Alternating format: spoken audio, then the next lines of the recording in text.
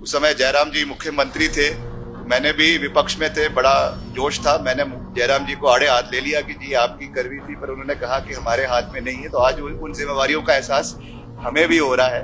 तो ऐसा नहीं है, हम भी जानते हैं कि आज के संदर्भ में जो खास करके जो बात करवाई गई है वो कालका शिमला 4 लेन में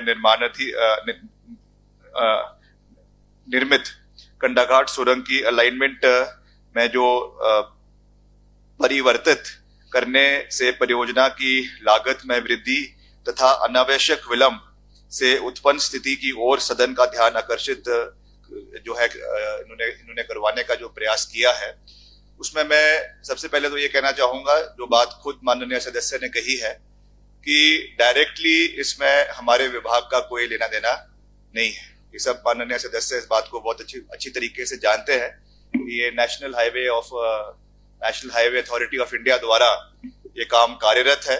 जो 4 लेनिंग का कार्य चला हुआ है आपका कालका, आपका परमाणु से लेकर सोलन तक, और सोलन से लेकर आगे कैथली घाट से आगे ढली तक जो जा रहा है, इसको अलग अलग पैकेजेस में बांटकर इसका कार्य चला हुआ है। मगर फिर भी क्योंकि ये एक बहुत महत्वपूर्ण प्रश्न इन्होंने यहाँ पे उठाया है, और हमने सुबह ही जो हमारे NHAI के साथी है, अधिकारी है, उनके साथ इसके बारे में चर्चा करी थी। तो उन्होंने जो जानकारी हमें यहाँ पे उसके बारे में उपलब्ध करवाई है वो मैं सदन में आपके माध्यम से रखना चाहता हूँ। और जो हमारे माननीय सदस्य ने यहाँ पे कुछ शंकाएं व्यक्त करी है, उस पर भी मैं अपनी बात रखना चाहता हूँ। पहली बात तो ये है कि परमाणु से शिमला राष्ट्रीय राजमार्ग को सोलन कैथली घाट खंड को 4 लेन बनाने का कार्य जो है NHAI कर रही है, और इसको messrs RF engineers private limited and Prakash asphalting and toll highway limited को 28/3/2018 को दिया गया है। दिनांक 9/11/2018 को उपरांत राष्ट्रीय राजमार्ग को 4 लेन बनाने का कार्य शुरू किया गया था, और वर्तमान में परियोजना कार्यान्वयन के अधीन है, और इस कार्य को पूरा होने की संभावित तिथि 1/2/2024 है। वर्तमान में 72% कार्य इसका पूरा हो गया है। इसमें जो शंकाएं माननीय सदस्य ने उठाई है, इस परियोजना के अंतर्गत एक सुरंग का निर्माण कार्य भी प्रगति पर है, जिसकी लंबाई 460 मीटर के लगभग है। इस सुरंग का कार्य पोर्टल 2 से शुरू किया गया है। कालका शिमला 4 लेन में निर्मित सुरंग की अलाइनमेंट में कोई भी परिवर्तन नहीं किया गया है। हालांकि वर्तमान में भूगर्भीय सर्वेक्षण एवं तकनीकी कारणों से सुरंग के पोर्टल 1 को 207 मीटर आगे की तरफ बढ़ाने का प्रस्ताव NHAI के जो है मुख्यालय नई दिल्ली में विचाराधीन है।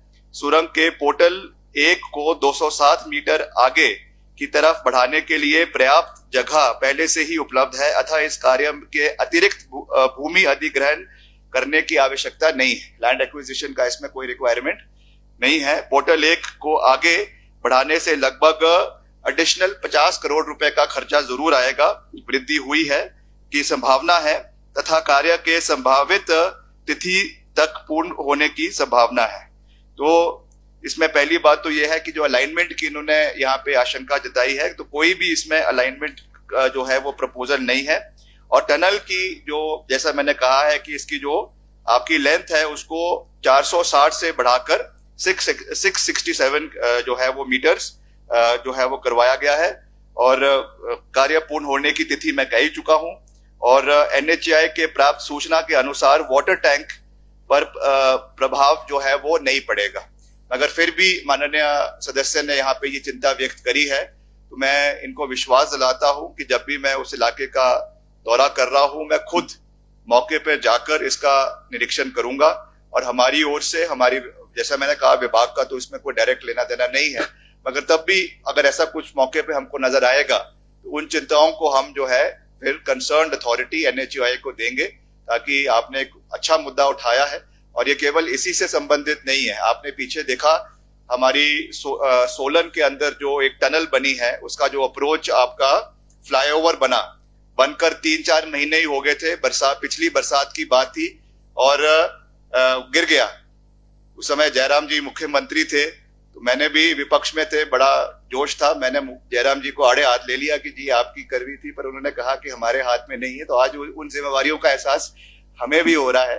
तो ऐसा नहीं है, हम भी जानते हैं कि उसमें जो कमियां हैं उसको पहले से ही देखा जाए। इसलिए अगर ऐसी कुछ चिंता आपने व्यक्त करी है, आई विल अपने डिपार्टमेंट को मैं कहूंगा कि इसको देखा जाए। बाकी we will take it up, जो हमारे आरओ है NHAI के और जो यहाँ के प्रोजेक्ट डायरेक्टर है, उनसे भी हम इस बात को देखेंगे, ताकि अगर ऐसी कोई आशंका है, अखबार कई बारी एग्जैजरेट करके भी लिख देते हैं, वो भी हम देखेंगे। अगर उसमें कुछ तथ्य पाए जाएंगे, डेफिनेटली फ्रॉम आवर एंड उस पर हम एक्शन लेंगे। इसका मैं माननीय सदस्य को पूरा विश्वास दिलाना चाहता हूँ।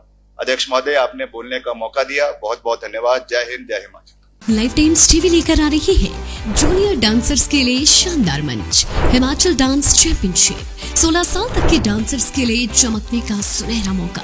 सोलो ग्रुप और ड्यूट कैटेगरी में स्टेट लेवल का कंपटीशन, वीआईपीज और सेलिब्रिटीज की उपस्थिति में रंगारंग फिनाले।